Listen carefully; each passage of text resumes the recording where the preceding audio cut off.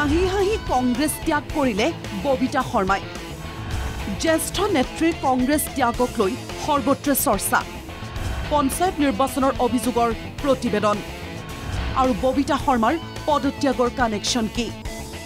গৌৰৱ গগৈক প্ৰদেশ কংগ্ৰেছৰ সভাপতিৰ দায়িত্ব দিলে এআইচিচিয়ে কংগ্ৰেছ কৰ্মী তথা ৰাজ্যবাসীয়ে ভাবি থকা কথাটোকে সঁচা প্ৰমাণিত কৰি এই সিদ্ধান্ত কংগ্ৰেছ হাইকমাণ্ডৰ তৃণমূল কৰ্মীয়েও উৎসাহ আৰু সাহস পাইছে ২৬ত প্ৰদেশ কংগ্ৰেছে কিবা এটা কৰিব পাৰিব বুলি আশা কৰাৰ নতুন থল পালে সকলোৱে সেই সময়তে কংগ্ৰেছৰ সকলো পদ ত্যাগ কৰিলে ববিতা শৰ্মাই লগে লগে বিভিন্ন মহলত চৰ্চা আৰম্ভ হ'ল প্ৰদেশ কংগ্ৰেছে নতুন সভাপতি নিযুক্ত কৰাৰ সময়তে কিয় এই সিদ্ধান্ত ববিতা শৰ্মাৰ বিষয়টোক লৈ এনকেটিভিত প্ৰতিক্ৰিয়া শৰ্মাৰ পদত্যাগৰ সিদ্ধান্ত বহু পুৰণি একান্ত ব্যক্তিগত কাৰণত সামাজিক সাংস্কৃতিক কামত নিজকে ব্ৰতী কৰিবলৈহে এই সিদ্ধান্ত গ্ৰহণ কৰা বুলি ক'লে জ্যেষ্ঠ কংগ্ৰেছ নেত্ৰীগৰাকীয়ে কংগ্ৰেছ নে ৰাজনীতি ত্যাগ কৰিলে ববিতা শৰ্মাই চৰ্চা হৈছে আন কোনো দললৈ যাব নেকি ববিতা শৰ্মাই সেই কথা নস্যাৎ কৰি ববিতা শৰ্মাই ক'লে এতিয়ালৈ মই কাৰো লগত যোগাযোগ কৰা নাই না মই কাৰোৰ লগত কথা পতা নাই এটো মোৰ একেবাৰে মোৰ নিজৰ এটা স্বতঃস্ফূৰ্তভাৱে অহা মোৰ এটা ডিচিশ্যন আৰু মোৰ ঘৰৰ মানুহৰ লগত বহুত দিনৰ পৰাই মই কথা পাতি আছিলোঁ এইটো নহয় যে এইটো হঠাৎ লোৱা এটা ডিচিশ্যন মোৰ ঘৰৰ মানুহ মোৰ বন্ধু বান্ধৱ সকলোৱে জানিছিলে মোৰ মনৰ কথাটো আৰু মোৰ বহুত ক্ৰিয়েটিভ কাম কৰাৰ মোৰ অলপ বাধা আহি গৈছিলে সেই ক্ৰিয়েটিভ কামবিলাকো মই কৰিবলৈ বিচাৰোঁ শেহতীয়াকৈ অনুষ্ঠিত পঞ্চায়ত নিৰ্বাচনত ভাল ফল দেখুৱাব নোৱাৰিলে কংগ্ৰেছে ধন লৈ টিকট দিয়াকে আদি কৰি বিভিন্ন অভিযোগ উঠিছিল কংগ্ৰেছ নেতাৰ বিৰুদ্ধে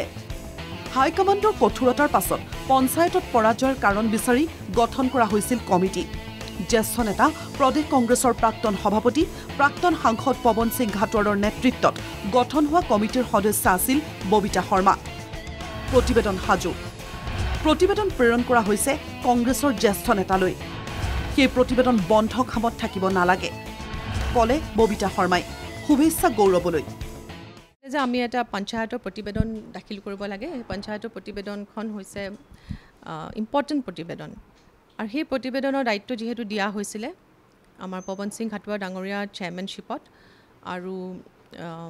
আৰ পি শৰ্মা ডাঙৰীয়া মেম্বাৰ আছিলে মই মেম্বাৰ ছেক্ৰেটাৰী আছিলোঁ আৰু তাত আমি বহুত কমপ্লেইন পাইছিলোঁ আৰু সেই কমপ্লেইনবিলাক আমি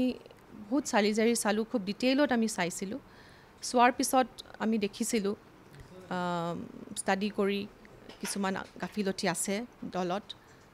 আৰু সেইখিনি আমি প্ৰতিবেদন দিয়াৰ পিছত সেই প্ৰতিবেদনখন যাতে বন্ধ খামত আবদ্ধ হৈ নাথাকে মইতো উইছো কৰিছোঁ তেওঁ যেতিয়া দিছে মই টুইটাৰত উইচ কৰিছোঁ মই তাৰ পিছত ৰেজিগনেশ্যন দিছোঁ পূৰ্বেও এনে বহু প্ৰতিবেদন দিয়া হৈছিল কিন্তু তাৰ পাছতো হোৱা নাছিল কোনো ব্যৱস্থা আনটো বাদেই দলে প্ৰেৰণ কৰা কাৰণ দৰ্শৰ জাননীৰো উত্তৰ দিয়া নাছিল বহু কংগ্ৰেছীয়ে এনে কেতবোৰ গুৰুতৰ অভিযোগ উত্থাপন কৰি কংগ্ৰেছত পৰিৱৰ্তনৰ প্ৰয়োজন বুলি মন্তব্য ববিতা শৰ্মাৰ তৃণমূল পৰ্যায়ৰ যিসকল আমাৰ কৰ্মী আছে নেতাসকল আছে তেখেতসকলে কিন্তু পঞ্চায়ত ইলেকশ্যনত যিবোৰ প্ৰতিবেদন দিছিলে আমাক যিবোৰ কমপ্লেইন দিছিলে তাৰ কিন্তু খুব আশা কৰি ৰৈ আছে এতিয়া এআইচিচি এটা পদক্ষেপ ল'লে হায়াৰ লেভেলত তেওঁলোকে এটা টীম নতুন গঠন কৰি দিলে কিন্তু লোৱাৰ লেভেলত তেওঁলোকে কি কৰিব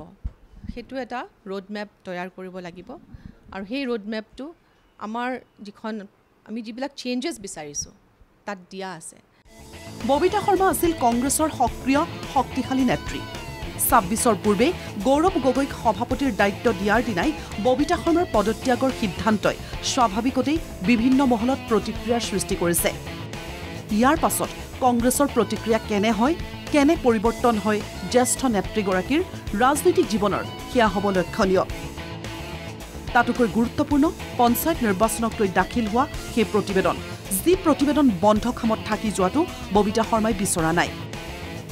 কেমেৰা পাৰ্চন ৰাকেশৰ সৈতে গুৱাহাটীৰ পৰা কল্পজিৎ শইকীয়াৰ ৰিপৰ্ট NKTV+।